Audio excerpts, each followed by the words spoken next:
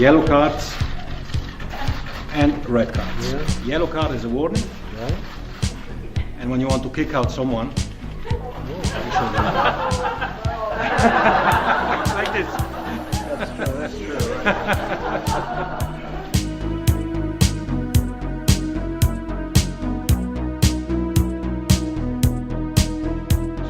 And we'll be hosting it along with Mexico and Canada.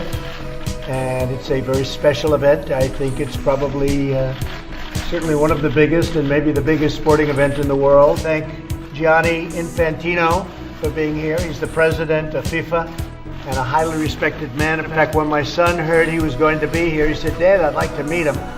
So you're pretty famous, right? Pretty important and pretty like. famous. You like? So let's see, 2026. I won't be here. I won't be here. Maybe they'll extend the term because I know they'd love to see something. Because if they don't extend, good reason. the media is going to be very boring. It's going to be very boring. They'll all be out of business, I guess.